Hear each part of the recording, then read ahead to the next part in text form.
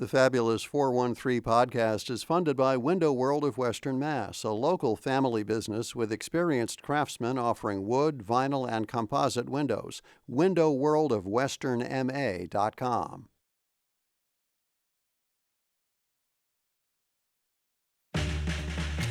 Welcome to the Fabulous 413. I'm Khalees Smith. And I'm Monty Belmonte. Later in the show, we'll celebrate soon-to-be New Americans with the Center for New Americans about their 4th of July naturalization ceremony happening in Northampton. And we'll answer some of the same questions that their students are tested with to gain citizenship. And we'll talk with someone who has taken and passed that very test, Hampshire College astronomer Dr. Salman Hamid, Mr. Universe. We'll talk with him about the new photos from the Vera Rubin Observatory.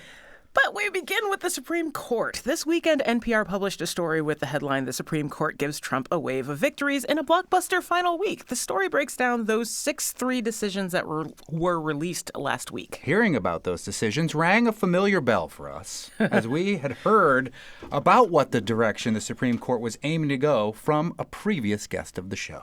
David Daley is the author of the national bestseller Rat Bleeped, Why Your Vote Doesn't Count, which helped spark the drive to reform gerrymandering. He regularly discusses democracy and voting rights on CNN, MSNBC, NPR, and other outlets. His work has appeared in The New Yorker, The New York Times, The Washington Post, The Atlantic, and The Guardian, among others. He's the former editor-in-chief of Salon. David Daley lives right here in Haydenville, and his most recent book, called Anti-Democratic, Inside the Far Right's 50-Year Plot to Control American Elections, reads like a game plan for what the Supreme Court did last week, which is why we called upon you to come back to the show, David Daley. Thank you so much. Thanks for having me. I wish it was under happier occasions. Yeah, when I talk about your book to other people, I say it's the best horror novel that I've read in a long period of time, except that it all is true. I feel like the book should be marketed with bourbon or something. It should have a liquor sponsor.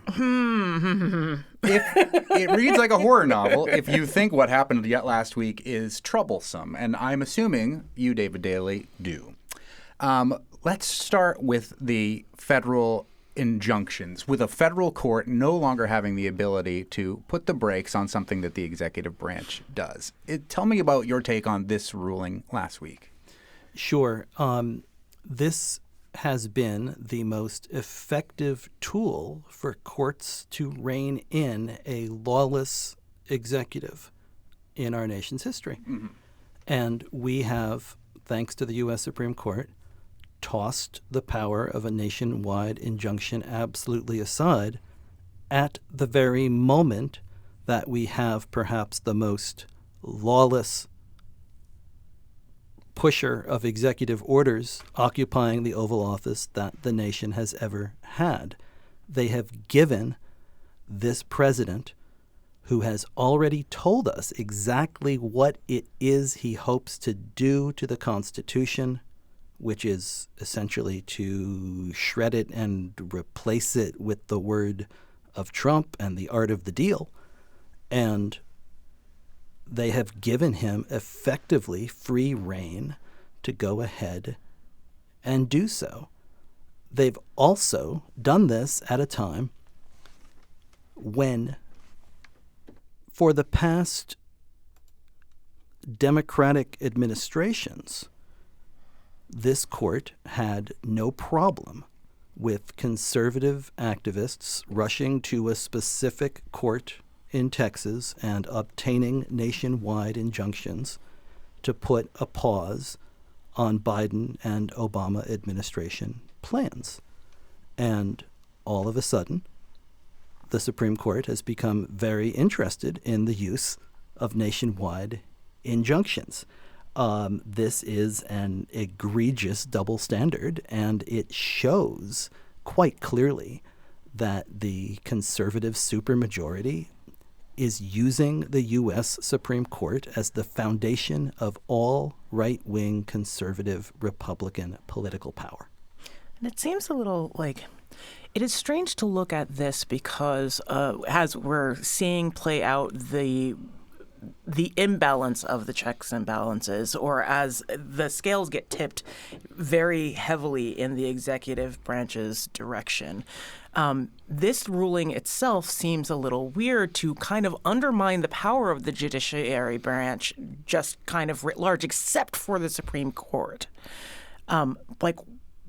Why?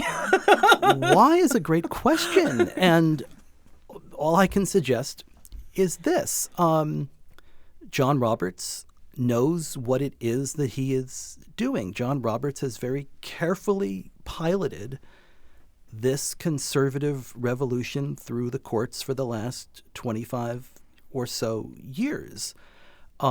He has very effectively pushed the nation and the Constitution far to the right, all while maintaining a public image that he is simply a genial, moderate, conservative caller of balls and strikes. And even many liberals believe in his basic decency and still believe that John Roberts and the court might save us.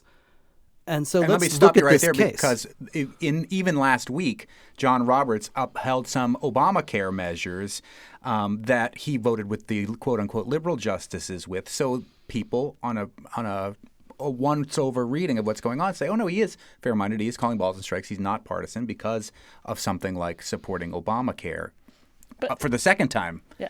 However, your book, Anti-Democratic, David Daley, really chronicles how that is somewhat just optics, because everything that he's wanted to do, even before he was actually the Chief Justice, has slowly but surely begun to be enacted. And if you look at where this court was when John Roberts came on as Chief Justice in 2005, on abortion, on campaign finance, on guns, on executive orders, on the regulatory state, all of those topics have been completely transformed and pushed far to the right over the last 20 years and have done so on the Voting Rights Act.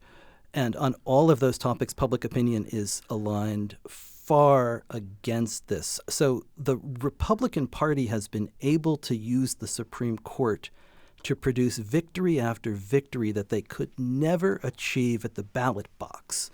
And the superpower of John Roberts is that he's gotten away with being the most effective Republican politician of his generation, perhaps of, several generations, while still maintaining that legitimacy and authority and geniality.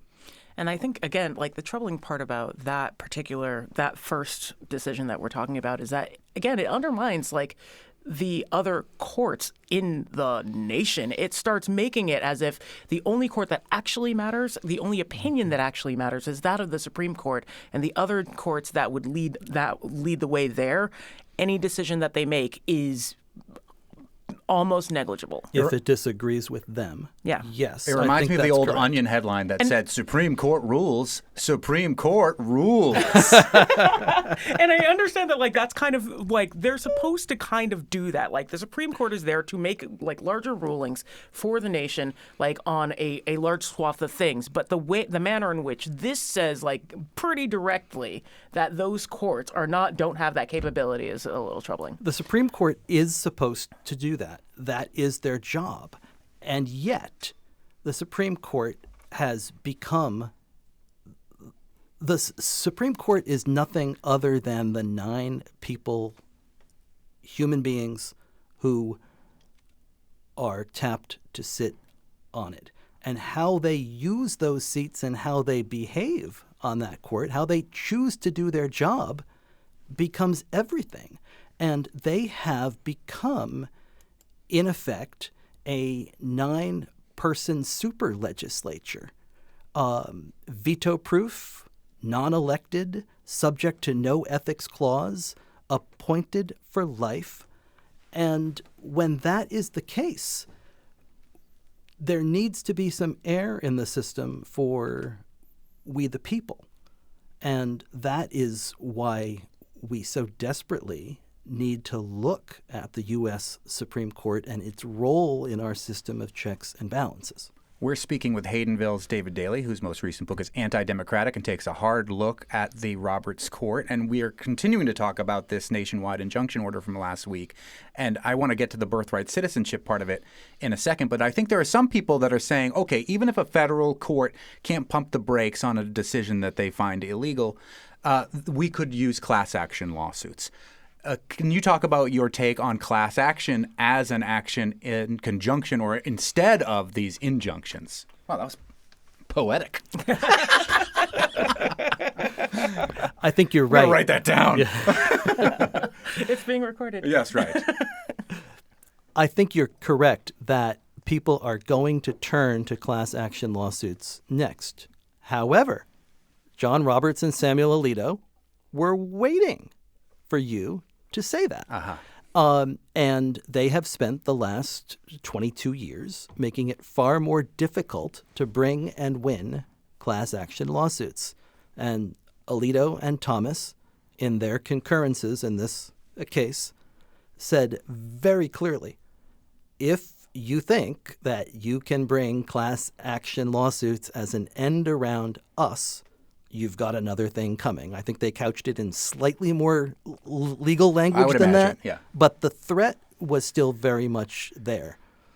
The other part of this limited nationwide injunctions does have to do with birthright citizenship, which, according to all of the other rulings that I've read in all the other federal courts, is still part of the Constitution. What do you think is going to ultimately be the end? Because that part of this was kind of kicked down the road. What is the fate, in your opinion, of the birthright citizenship according to the Supreme Court rulings last week? Well, to me, that's the most fascinating piece of this because, again, John Roberts chose this case in order to undermine the idea of a nationwide injunction.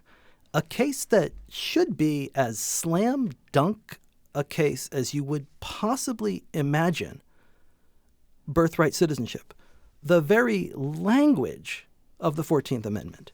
The originalists on the court often say, well, you have to look at the actual language. I'm going to guess that none of us is the type carrying around pocket constitutions. But the actual language of the Constitution states, there is no real legitimate room for debate on birthright citizenship. Mm-hmm. The court could have knocked this entire thing aside. Instead, they used the most lawless, unconstitutional executive order you could possibly imagine as their vehicle for putting an end to nationwide injunctions. Mm-hmm. And that is what is just so breathtakingly horrific about what they have done. And I understand why we look at this and gasp, what or why? Because it truly makes no sense from any constitutional or legal perspective other than pure partisan power politics. And I know that there is a reluctance of many to believe that that's what the Supreme Court of the United States is doing. But it is time for, I think, all of us to step back and say the court is as much of a runaway vehicle of government. It's become as hijacked as any other institution within our system. And that Donald Trump, in all likelihood at least, is gone by January of 29. This U.S. Supreme Court is with us for a long time to come. And that we have to be certain and really clear that we are fighting the right fights. I heard you talking with Lori Millman from the Center for New Americans in the green room, where she said, you don't just write depressing books. And you said, no, I do. We are going to run out of time with you, so I want you to pick another one of the rulings from last week that you want to focus on before we let you go. There's so many. There was the opting out of LGBTQ material in schools. There's upholding the Obamacare measure. There's age verification laws for porn sites. There's a gerrymandering one. Yeah, that they kicked down the road. And your book, Rat Bleeped, has everything to do with gerrymandering. But what one is there one you want to focus on? Well, I mean, I'm old enough not to have to worry about the age verification ruling, so. That's good. We don't need to worry about that. Yeah. But I think that the gerrymandering decision is really ominous and foreboding. Especially where it is, too, because it's in Louisiana. Mm-hmm. Right. Talk about what that what they actually kicked down the road.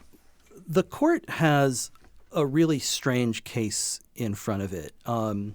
Louisiana needed to redraw its congressional maps and add a second majority black seat in that state. And the state legislature went ahead and drew that seat while also drawing 4 very safe districts for the other Republicans. You may have heard of some of those other Republicans. They include the Speaker of the House and Majority Leader Steve Scalise. So these are seats that are very important to a handful of very powerful people. And there were a class in Louisiana brought a suit. They call themselves non-African Americans. And they said that this map essentially infringes on their right to elect, I would imagine, more white Republicans, which is what this group would like to elect. And the court punted on this issue. They kicked it down the road, but they did so by saying they wanted to have a larger, fuller discussion of the underlying issues and that they would come out down the line with questions that they wanted answered in briefs. And the danger here is that they're going to put in their targets the remaining pieces of Section 2 of the Voting Rights Act. This court has really, since the decision in Shelby County in 2013, been eviscerating the Voting Rights Act piece by piece. And there's a handful of Section 2 requirements that still exist, and the court has long wished to narrow those. Justice Thomas, but also Justices Roberts, Alito, Kavanaugh, and they must believe that this is their vehicle to do so. They are simply waiting for next year for that. So something to look forward to. Yes. David Daly, do you have a next depressing book that you're working on currently that you can divulge to us at this moment? Is it called I Told You So? I'm going to work on a book on pandas and puppy dogs. No, pandas are depressing too. And I'm going to... They won't mate and they're going to go extinct. Well, then maybe that's my topic. I love it. Haydenville's David Daly, his most recent book is called Anti-Democratic: Inside the Far Right's 50-Year Plot to Control American Elections. It's some of what we have witnessed last week come to fruition from the book that you released last year. And we'll continue to do so. It's a fantastic read. We highly suggest that you do so. Yes. Sorry, everyone. Thanks so much for Look, coming in. No oracle wants to be an oracle. Coming up, we'll hear about this year's naturalization ceremony with Laurie Millman and Harleen Multani of the Center for New Americans, and perhaps get into what some of these rulings mean for that event and the process as a whole. But up next, new images of the skies from the new telescope on the block with Mr. Universe, Salman Hamid. You're listening to the Fabulous 413 on 88.5 NEPM.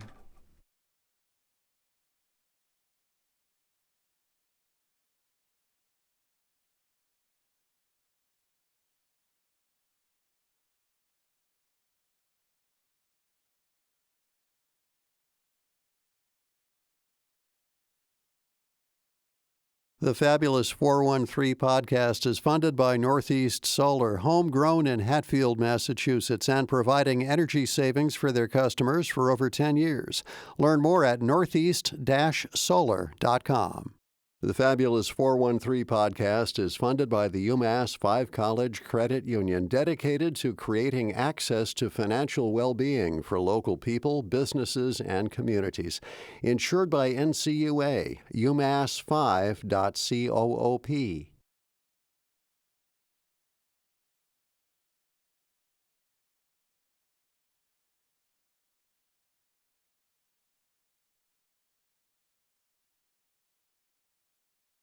To boldly go where no man has gone before. Time for some more Kitchen Table Astronomy with Hampshire College astronomer Dr. Salman Hamid, Mr. Universe, proudly wearing your All for One and 413 shirt that you got at 413 Day back in April.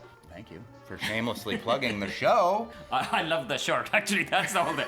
If there are other free t-shirts, please send them my way. Consider it done. Last week, we mentioned briefly that last Monday was the day that the Vera Rubin Observatory images were being released. We didn't have time to process it, plus we talked about other global news, but today we're dialing down Vera Rubin Observatory. First off, where is the Vera Rubin Observatory? Vera Rubin Observatory is in Chile, which is an amazing place for astronomy, in particular the Atacama Desert. It's a very dry place, which is perfect for astronomy, and you have higher locations, either the plateau or the mountains, and so it is on one of the mountains over there, and it's 8.5 meter telescope, meaning to say the diameter of the mirror is 8.5. And is that the biggest? No, it's not. There are bigger telescopes than that. For example, Keck observatories, or there is a telescope in the Spanish Canary Islands, and there are plans for 30-meter telescopes already from the Europeans. US consortium is also planning on building one.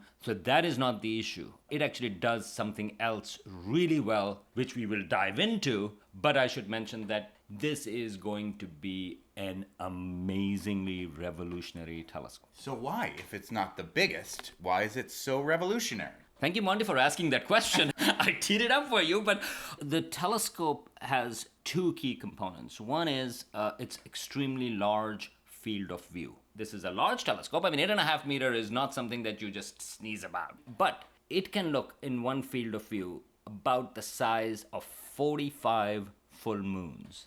Okay. Just in one go, okay? So one of the questions that often is coming up is that, well, what about Hubble Space Telescope or James Webb Space Telescope? And you remember the Hubble Deep Field, for example, yes, which was a stunning image from the Hubble Space Telescope, and then there were modifications of that, and now James Webb Space Telescope has also looked at the same region. But the original Hubble Deep Field, one of the amazing or surprising things was that it was looking at a tiny, tiny, tiny fraction of the sky, about 1/10 of the size of the full moon. And when the astronomers looked at it, that was full of galaxies. You had a few thousand galaxies in this tiny speck of the sky. A speck that they thought there was nothing. But they left the shutter, essentially, of this Hubble telescope on for what? Was it days? That was a couple of days, yeah. And then they revealed that image. It was that tiny little bit of sky loaded with galaxies. So here you are looking at really deep image. You can think about looking through a straw, looking through something like, little tiny pipe or whatever. But you are looking at extremely deep, but a tiny fraction of the sky. Mm-hmm. This is great, and astronomers have learned a lot, especially finding some of the first or earliest galaxies in the universe. James Webb Space Telescope has a slightly bigger field of view, but not that much bigger. This telescope, the Vera Rubin Observatory, actually has a field of view that covers a large piece of the sky. 45 full moons. Full moons at one time, and now it's in the southern hemisphere. But the second component is crucial, and that is that it can actually move really fast. So it has the largest camera that humans have ever built. It's about roughly 3,200 megapixels. So it's like a huge camera. The camera itself is about the size of a compact car. But that's not the revolutionary part of this. You can move this whole telescope, which is, I think, several hundred tons, but you can actually move all of that in close to about 30 seconds and take another image. Its ability to move that quickly to take another image is what make it revolutionary. So if like an alien buzzes by, we'll be able to take all the pictures as it's moving by. E.T., be good. So this is exactly what it's doing. So what astronomers call that this is time domain astronomy, meaning to say this is astronomy that what's happening in the sky and you can actually map it out with time. It moves quickly, take 30-second exposure, moves quickly, take 30-second exposures. So every night it's going to take about 1,000 images. And this telescope is designed to work for 10 years. Mm-hmm. Every 3 days, it's going to map the entire sky.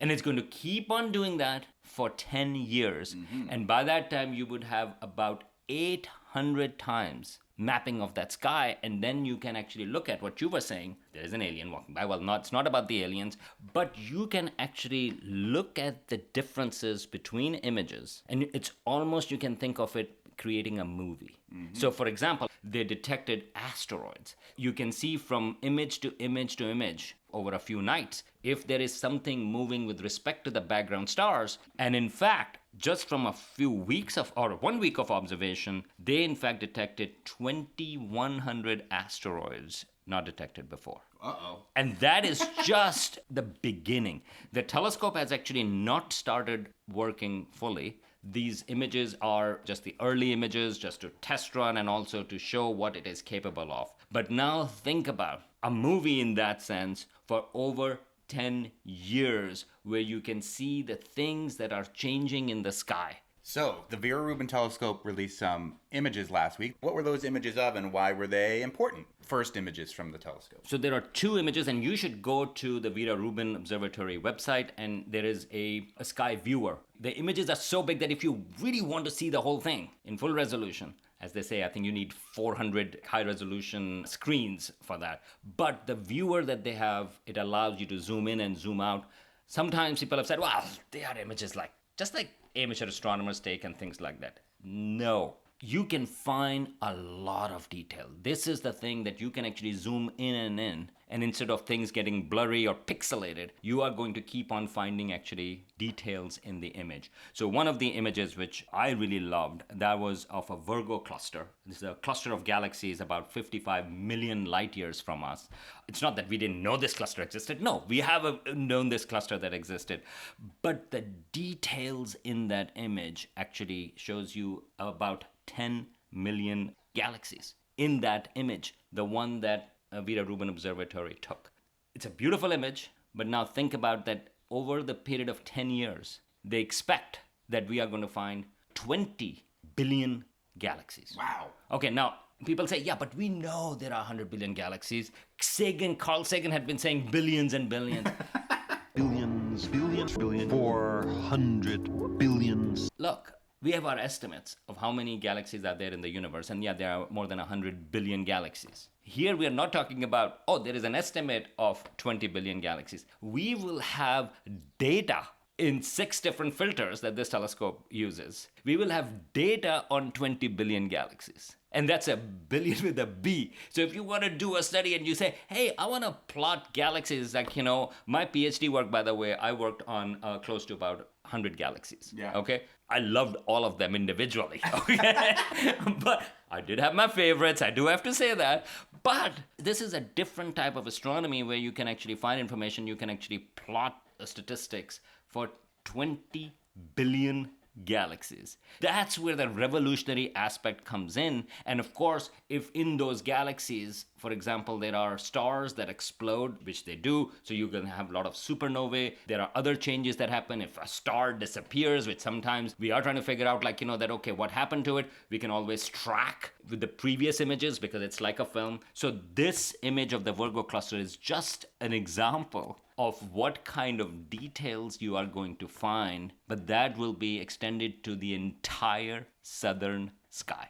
We've talked a lot about James Webb, the space telescope, and how it is using infrared to see far distant galaxies. What is Vera Rubin using? Is it visible light? So when we see these images, is it exactly the way we'd see them if we could zoom in with our own eyes? Or are they essentially, like everything that comes from James Webb, interpreted into a visible way, which is essentially, sadly, an artist's rendering of some sort? What? No. It is. No. Okay. All right. So first of all, there are 2 ways of thinking about it. Yes, these are visible light images from Vera Rubin. Cool. So when I look at that with my own eyes, this is what I would see if I could put my eye on the Vera Rubin telescope.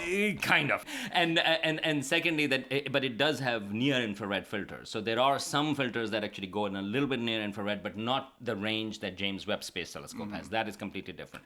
But remember, you still have a camera. I mean, then we get into a philosophical discussion, which is translating the light that is falling onto these cameras, which turns it into electrons, and then that comes in and shuffles through into an image. And of course, the filters that are there may not, actually, they don't exactly represent the kind of filter distribution in our eyes. So there is Because the galaxies want to look a little bit hotter than they actually are. They want to look good on social media, so they put a filter on. Mwah. I just for accuracy purposes, I did want to mention that. But yes, overall, this is visible light. Yeah, you can think about it that if you had large 8.5 meter sized eyes, it's all about light bucket, right? I mean, your eyes cannot see it, but if the telescope can see it, and if you can stack those images up, combine them, and if your eyes could do that, then you are going to see this. That's so cool. that is correct. But I want to also mention the second image that is there, which is beautiful, which is of a Trifid Nebula, which is about 10,000 light years away, and a Lagoon Nebula. These are star-forming regions. And again, it's just a beautiful image, and the key thing is that it highlights its big field of view of the bigness that you can see. These images, again, go to the Vera Rubin Observatory website. You can find a sky viewer. It guides you through, in particular, the Virgo cluster one that is set up over there, and you can find these things. But the key aspect is that the questions about dark energy, how the universe is accelerating, questions about the rate of expansion of the universe, those type of things are going to be narrowed down or resolved by Vera Rubin telescope. Vera Rubin telescope is explicitly designed to solve these type of things. Plus, it's going to look at all these galaxies, information about all these galaxies, and that may give us about the large-scale structure of the universe that can give us information about, for example, dark matter problem. And this is the reason why it's named after an astronomer, Vera Rubin, who provided one of the most conclusive evidence of dark matter. She was working in the 70s with her collaborator Ford, and they found that when they looked at galaxies, stars appeared to be moving faster in the outer parts of the galaxy than expected. They looked at about 60 or so galaxies, and they kept on finding that, and that was one of the key evidence for the presence of dark matter, which permeates galaxies and the universe. And in fact, from the matter perspective, most of it is dark matter. 90% of it is dark matter, and 10% is normal matter. That's the reason why this telescope is named after her. And as a woman astronomer, she faced a lot of hurdles. She didn't have access sometimes to high-end telescopes, for example, earlier on in her career. And so this is really excellent that this telescope is honoring one of the most amazing astronomers in the 20th century. And also, we should remember that it highlights the struggles that we have. Astronomy is getting better in terms of gender parity, but it's nowhere close. And the way, especially science fields are, I mean, physics and math, those are even worse than astronomy. But things have started to change. But I think these trailblazers that have been around, it's incredible. It's even hard to imagine the kind of struggles that they had. Despite those struggles, and despite the honor that Vera Rubin has been given to have this telescope named after her, the website where you can view all of these incredible images that have just come out has been altered. Can you talk about what the website did say and what you find there now? I wanted to stay positive, but you had to bring this up. But okay, so we had to. I'm the dark matter.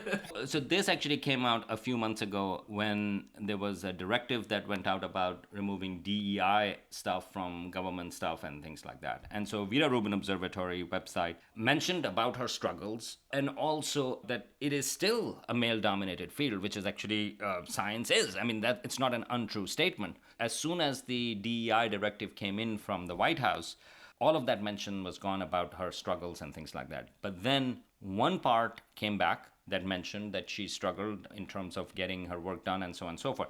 But the second paragraph, which was key to it, on the website for Vera Rubin telescope, and that second paragraph said, science is still a male-dominated field, but Rubin Observatory is working to increase participation from women and other people who have historically been excluded from science. Rubin Observatory welcomes everyone who wants to contribute to science and take steps to lower or eliminate barriers that exclude those with less privilege. That part's still gone? That part is gone. You have to wonder, okay, I mean, what part of that is offensive? I think ProPublica actually did a piece on that when it happened. This was a couple of months ago. And they said they don't know if there was a directive that asked them to remove it or some staff member removed it. Nevertheless, you are not going to find this particular paragraph on the website. I mean, it's a shame because Vera Rubin actually fought for these type of things. I mean, in some sense, Vera Rubin Observatory also should fall under that, but it is funded by a National Science Foundation and Department of Energy, and so it's not. So I don't know how to think about it except for it's a bit sad. It's a bit sort of like a blemish. We are all facing these type of questions, these type of challenges, and people are taking different decisions. Now, all that said, I don't want to take away the brilliance of this telescope and the brilliance of Vera Rubin. She died in 2016. She did not get a Nobel Prize, by the way, and a lot of people are upset about it. She should have gotten a Nobel Prize. She did not. But I don't want to take that away, this kind of conversation, because this telescope was proposed in early 1990s. It takes decades to build an instrument like that, and it is incredible for humanity, for scientists to think about such instruments. I mean, we have talked about James Webb Space Telescope, how many decades it took, Hubble Space Telescope. So all of these telescopes, large telescopes, cutting-edge telescopes, have a uniqueness, have a specialty related to that. And so is with Vera Rubin Observatory. The fact that you are going to have, in some ways, a movie of the universe, so maybe we'll play it in Amherst Cinema at some That'd be point. great. So almost a kind of like a movie, 800 times it's going to image the entire southern sky in 10 years. That is incredible, and that is going to revolutionize astronomy for things that change in the sky. Take that, Aristotle. He thought sky doesn't change. It does, and we're going to map it out. And now that we've seen the skies, it's time to head back to Earth and hear about some of the folks who will become Americans on the nation's birthday with folks from the Center for New Americans. You're listening to the Fabulous 413 on 88.5 NEPM.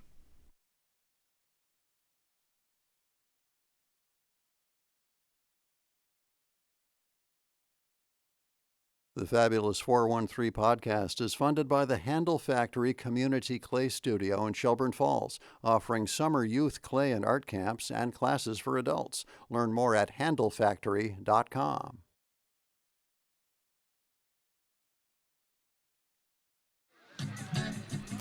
Welcome back to the Fabulous 413. In light of all the immigration conversations, it seems fitting to celebrate those that are currently completing their naturalization processes. And in that vein, the Center for New Americans holds its 17th annual July 4th naturalization ceremony. It'll take place on the grounds of the Hampshire County Courthouse at King and Main Streets in Northampton at 11 a.m., weather permitting. It moves inside if it rains. It's anticipated that about 50 applicants representing more than 30 different countries will take their oath of allegiance to the U.S. The annual Northampton ceremony is a labor of love created through a collaboration of many agencies, one of which is the Center for New Americans, who organizes the ceremony in partnership with U.S. Citizenship and Immigration Services. And with us to talk about this tradition is Center for New Americans Executive Director Lori Millman and Center for New Americans Law Clerk Harleen Multani. Thank you so much for joining us. Thank you for having us. The law clerk, eh? I bet your job has gotten a lot trickier as of late. We have talked on this show and on other shows previous many times about this wonderful ceremony. Mm-hmm. When you go to it, it really does make, I'm going to get all emotional, it does give you the feels about the American dream and what it means to come to this country and all the things that the Statue of Liberty espouses. It has become a troublesome time for becoming a U.S. citizen, but it has never really been all that easy, or at least in the last 80, 100 years or so. So, Harleen, what do some of the folks that you're working with, what do they have to do to gain this citizenship? Well, prior to gaining their citizenship, they need to first obtain a legal permanent residency, and they come from all over the world on refugee status, temporary protected statuses, and eventually change their statuses to obtain a legal permanent residency, sometimes through family members that are already U.S. citizens or through employment and various other avenues. Once they've obtained their green card, legal permanent residency, and they've had it for 5 years, maintained half that time in the United States, paid their taxes, they can apply for U.S. citizenship, which they made it a longer form, added more security questions this past year, and then they go for an interview where they are quizzed on U.S. history, civics, as well as 60-plus security questions that they have to go through, and their English gets tested at the interview as well. You're going to give us questions from this quiz. Lori, are you going to give a question first, or is Harleen here to do the question? I think Harleen will be the examiner. I will take the first question. I am so afraid of this. I did so poorly last year. All right. We could assign you a coach. We do have volunteer tutors. I appreciate This is part that. of what the Center for New Americans offers. I took a civics class, but that was 30 years ago. Civics has totally changed since then. That's Turns true. out. That's true. Yes, it's changing every day. Oh, God. What's my first question, Harleen? We'll keep it easy. What is the economic system in the United States? Oh, do we mean capitalism? Yes. It's not democratic socialism? That's what I heard about in the election in New York City for the mayor. Yes, I got one correct. That is his party. Well, yes. Lori, how much does it cost an individual usually to become a U.S. citizen? And as we just heard from Harleen, it's minimum 5 years, but what's the average time it takes to become a U.S. citizen from maybe entering this country, however you got here? How much do you have to pay, and what's the fastest you could possibly even do it? Okay, those are two different questions. The Yeah. cost is what, $780 now, something like that? $760, the government fee. Right. And some people might qualify for a reduced fee of $380. Right, if they receive public benefits, right? So, and we help them file for that. We don't charge for the service because we're funded to do this work by the Office for Refugees and Immigrants. So we offer it for free to people who are income eligible. But in terms of how long it takes, like Harleen said, you have to have your green card for 5 years or 3 years if you're married to an American. But you also have to pass an English test at that interview, right? The examiner is going to talk to you in English, and you're going to be expected to answer the questions in English unless there are conditions that apply in terms of your age or how long you've been in the country. So you need to have studied English. In fact, you know, what for us is the most thrilling is when someone naturalizes who started with us as one of our students, right? Because you have to be proficient in English and you have to have sort of achieved a modicum of stability, right? You're not going through this journey until you've gotten yourself a good job and you found a place to live. So it is a process. And sometimes we do see some of our refugee students who arrived 6 years ago, a year after refugee arrival, they're eligible to apply for a green card, and then 5 years after that. So that's straight line. The young woman who's going to lead all of the new citizens in reciting the Pledge of Allegiance is a refugee student of ours who naturalized in April. And so she will lead the group. And that's just thrilling to us because we've been along that journey from her arrival. Where was she from? Guatemala. Nice.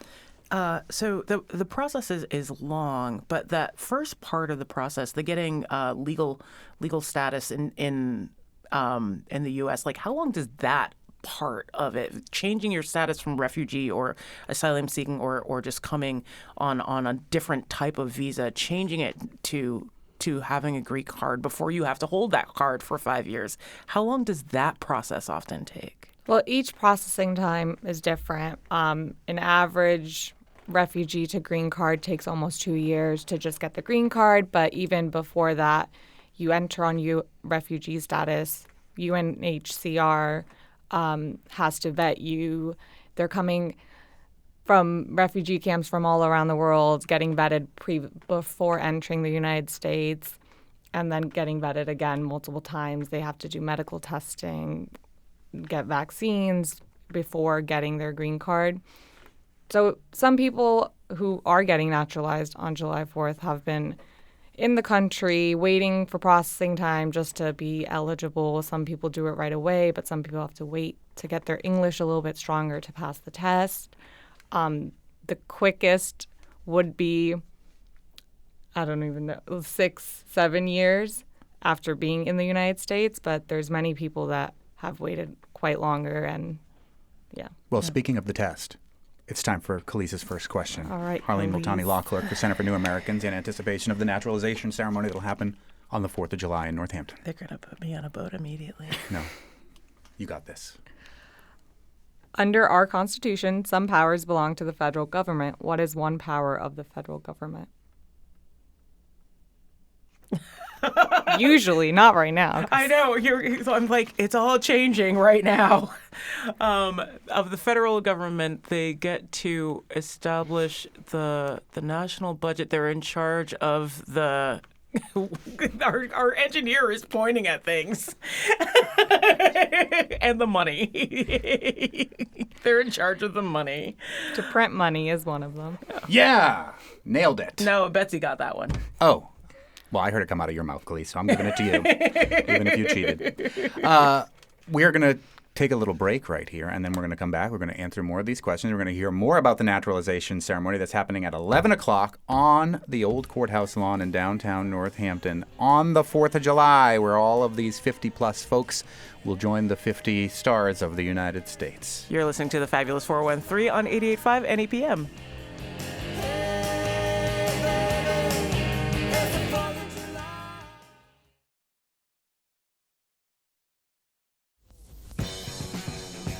Welcome back to the Fabulous 413. That is the immigrant song, hearkening to all the immigrants who will become U.S. citizens on the 4th of July in Northampton at 11 o'clock in the old courthouse lawn. Lori Millman from the Center for New Americans, you've worked with 3 of these folks, right, who will be naturalized on Friday, but you are at Center for New Americans, the host of this occasion. Where are the 3 folks that are going to become U.S. citizens from?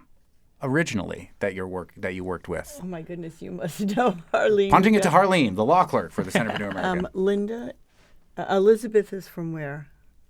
I don't actually know. All right, we don't. It's Elizabeth. Well, Allen, Elizabeth is. It's all okay because they will soon be Americans now. So. Yes. That's right. She's in the program. We have the program in front of us. From the Dominican Republic. Dominican Republic. And Alan? Alan's Guatemala, I'm going to say, because his sister is also with us.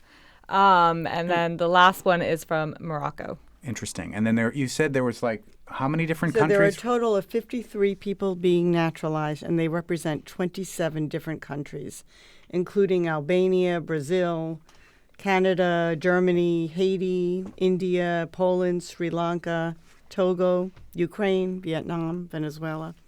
It's remarkable, the diversity in this area. It is remarkable.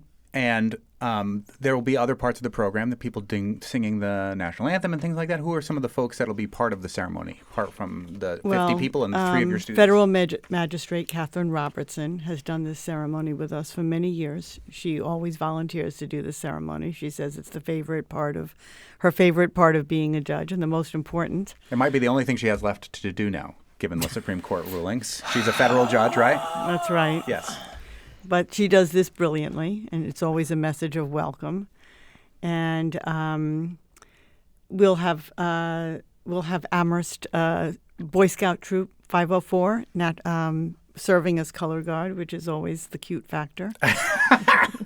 And the League of Women Voters is there to remind people to vote and to register them to vote right there, right after the ceremony. Which is amazing. And must be a great feeling to become a citizen and then immediately be registered to vote. And obviously that's one of the motivations for a lot. When you ask people why is it so important, that's one of the reasons. Yeah, I mean, I'm looking at your program, and so much and so many different facets of the local community are coming together to support this, which I also think is incredibly important because people are leaving their communities wherever they had come from to be a part of our community here, and it's really important for us to have that kind of support for people who are about to be our actual neighbors. Yeah. Yes, and all of our legislators show up, our local legislators, because they're all very supportive of all of our work.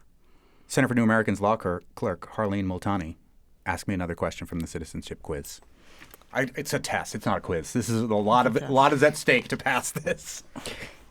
Yeah, you guys have to get 6 out of 10 right. We don't have time to do that. I know, but we're going to try to get as many right. Communally. Yeah.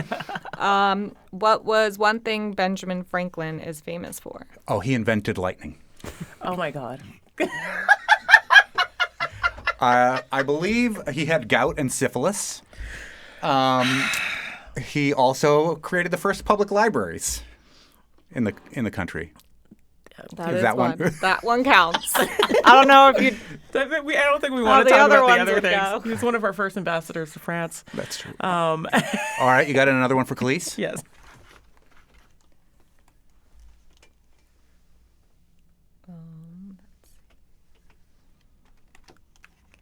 I get time to be nervous. Yeah, I'm nervous for you. Thanks. I appreciate it.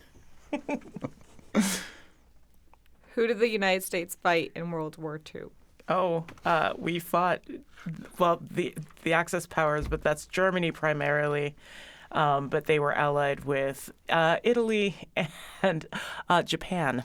Correct. Correctamundo. 100% on that one. Okay, one more for me. This is the literal book that she's reading from. I know. It's the test thick. book. It's Like- pretty thick. Yeah. There's 100 questions. And you got to get how many? You get 6? 6 out of 10. Oh Yeah. wow! So- So random Do- 10. Do you Yeah. only get 10? When Yeah. you so you got 100 questions. You've got like 10% of them to get right. Yeah. It's tough. It's like the driver's ed test for your learner's permit. Same model. Yeah. Okay. Why did the colonists fight the British? They hated tea. And taxes. We hated taxes. Yes. Oh, you got that one Point right. for cool. One more for Khalees before we run out of time here. The Federalist Papers supported the passage of the U.S. Constitution. Name one of the writers. Oh, that's Hamilton. Hamilton wrote the other 51. Half of the things I know about this come from Hamilton the musical. That is why I could probably pass this test. I'm glad that we did okay this year again. Harleen Multani, the law clerk for the Center for New Americans, and I Lori do okay Millman, every other year. the executive director for the Center for New Americans, who are the hosts of this 4th of July 17th annual naturalization ceremony on the good old 4th of July, 11 o'clock on the old courthouse lawn in downtown Northampton at the corner of King and Main Streets. It is genuinely inspiring to watch. And everyone is welcome. Yeah, you wanna shed a tear and believe in something good in this country? Go to this naturalization ceremony. Come on out. We'll even feed you. Thanks so much for coming in. Thank you for Thank having you. us. Oh, we appreciate that you do this, for sure. On the next Fabulous 413, we're going to talk with 2 alums of PVPA who are releasing a podcast about their experiences at the school. Where Doing the Whiz is the name of it, and it catalogs a series of events at the school culminating in an unlikely production, and we speak with the 2 creative forces behind the episodes, Ian Koss and Sakina Ibrahim, about how the play really was the thing. We'll also head to the innovative farm stand, a stone's throw from Ruffled Feathers Farm, and we chat with proprietor Sarah Phil about the long road it took to get back in the dirt, and maybe her kid on a bike. Nice. I'm Monty Belmonte. I'm Khalees Smith. We'll talk to you tomorrow on the Fabulous 413. We'll hopefully still be citizens then. Because as it passes, avoid my sting. If I'm